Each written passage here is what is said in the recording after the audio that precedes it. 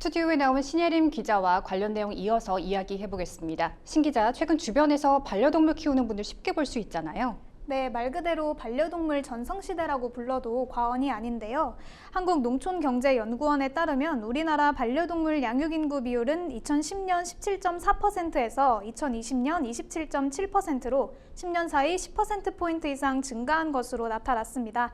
지난해에는 전체 인구의 28.2%를 차지했는데 10명 중 약 3명이 반려동물을 키우는 꼴입니다.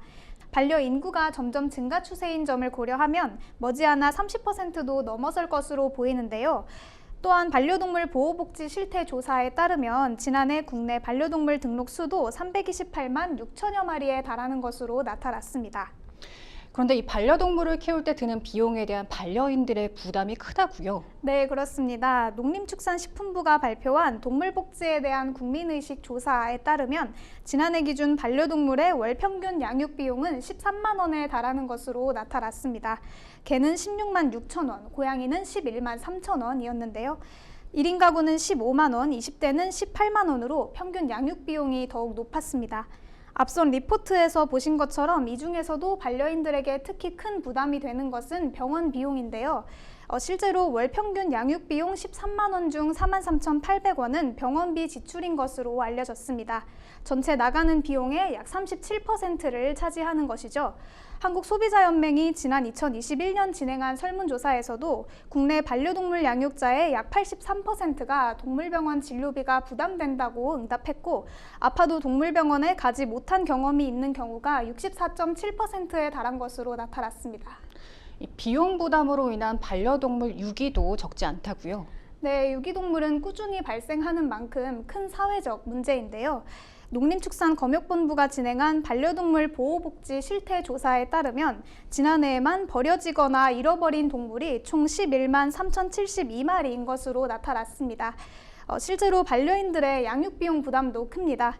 앞서 말씀드렸던 농축산부 국민의식 조사에서 반려인들에게 양육 포기를 고려한 적이 있는지도 물었는데요. 그 결과 전체의 18.2%가 양육 포기를 고려한 적이 있다고 답했는데 응답자 10명 중 4명은 예상외 지출 과다를 그 이유로 꼽았습니다.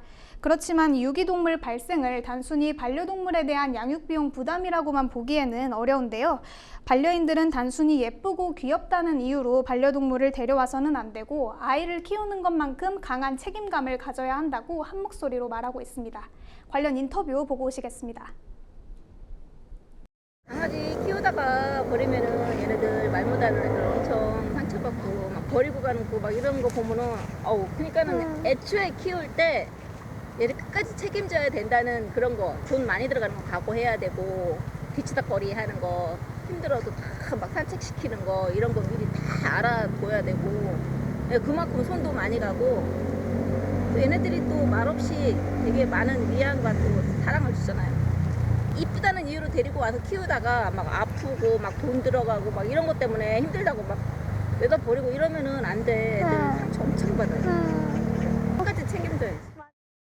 네, 비싼 병원비도 부담이지만 동물병원마다 진료비나 수술비도 다르잖아요. 네, 그렇습니다. 취재 중 방문한 동물병원 2곳에서 초진 진료비만 따졌을 때 2배 정도가 차이 났는데요. 실제로 농축산부 조사 결과에 따르면 이 개 초진 진찰료는 제각각인 것으로 나타났습니다. 전국 평균 초진 진찰료는 1,840원이었는데 최저 비용과 최고 비용은 각각 3,000원, 75,000원으로 25배나 차이 나는 것으로 나타났습니다. 상담료와 입원비도 차이가 컸습니다. 전국 동물병원 상담료 평균 비용은 11,461원이었는데요. 최저 비용은 2,000원, 최고 비용은 9만 원이었습니다. 입원비는 소형 강아지 기준 평균 비용은 52,337원이었고 최저 비용은 10,000원, 최고 비용은 30만 원에 달했습니다. 네, 이렇게까지 가격 차이가 심해진 이유가 있을까요? 네, 가장 큰 이유는 동물의료 수가제 폐지입니다. 동물병원 간 자율 경쟁을 통해서 진료비를 낮추겠다는 목적으로 이 동물병원 표준 진료비 제도가 지난 1999년에 폐지가 됐는데요. 이때부터 수의사가 진료비를 자율적으로 책정하고 있습니다.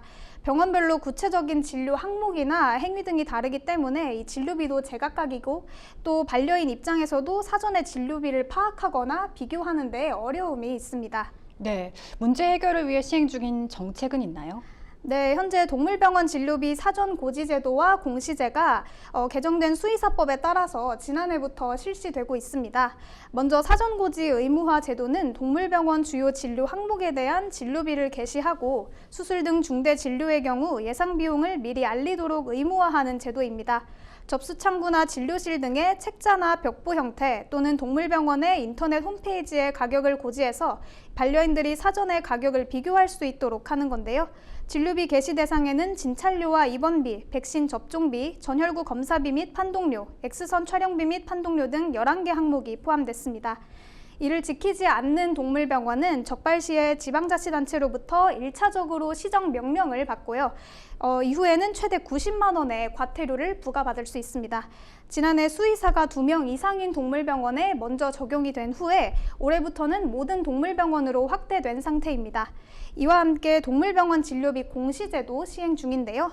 대한수의사회와 한국소비자연맹이 동물병원에서 게시한 주요 진료비들을 조사해서 지역별로 최저비용과 최고비용, 평균비용 등 대표값을 공개하고 있습니다. 그러나 실효성에 대해서는 다소 의문이 들 수가 있는데요. 진료비 현황 공개 시스템에는 이 지역별 최고가와 최저가만 표시가 되어 있어서 막상 어느 동물병원이 저렴한지는 알 수가 없고 가격 비교도 할 수 없기 때문입니다. 이에 일각에서는 동물병원 진료비 표준화가 먼저 우선돼야 한다는 목소리도 나오고 있는데요. 그러나 수의사들은 병원마다 치료 방법이나 약이 다르고 수의사 역량에 따라서 진료비의 차이가 있기 때문에 가격을 일괄적으로 통일하기에는 어렵다는 입장입니다. 또한 동물 의료 수가도 없는 상황에서 개인 사업자가 대부분인 동물병원 사이에 진료비 담합이 발생할 수 있다는 우려도 내비치고 있습니다. 네, 그럼 장기적으로 반려동물 진료비 등 비용 부담에 대한 문제 해결 방안이 있을까요? 네, 일단 현재 시행 중인 제도들이 원만하게 정착해서 잘 운영되도록 하는 것이 우선이겠죠. 지금 시행 중인 제도들에 다소 허점이 있는데요. 앞서 말씀드렸던 사전 고지 제도 같은 경우에는 이 병원마다 다른 시설이나 서비스 또 수의사의 숙련도 등을 고려하지 않고 단순히 가격만 게시하고 있죠. 이렇게 되면 반려인과 동물병원 모두를 만족시키기가 어렵기 때문에 개선점이나 다른 방안을 모색해야 할 것으로 보입니다. 관련해서 전문가 인터뷰 보시겠습니다. 시설이나 서비스, 병원 크기, 숙련도 이런 거 고려하지 않고 막연히 싸다, 비싸다 이렇게만 이제 결정할 수 있는 부분이 있고 막연히 우리 병원은 비싸다 이런 인식을 줄 수 있어서 그런 것 같고요. 또 하나는 올리는 그 비용을 지역이 또 담합을 할 수 있는 발생이 있을 것 같아서 일단은 전수조사를 하면 가장 좋은데 전수조사가 불가능하다 보니까 어떤 곳은 지키고 어떤 곳은 지키지 않고 그 지키지 않은 곳에 대해서는 과태료라든가 약간의 그 처벌 규정이 있음에도 이게 이제 인력과 예산이 부족하다는 이유로 이게 좀 실행이 안 되고 있고 조사가 안 되는 부분이 있는 것 같습니다. 또한 현재 가입률이 1%대로 저조한 펫 보험을 활성화시키는 방안도 중요할 것으로 보입니다. 네, 반려인과 반려동물의 건강하고 행복한 삶을 위해서 진료비 부담 완화 대책 등에 대한 지속적인 논의가 필요하겠습니다. 이번 주 여기까지 듣겠습니다.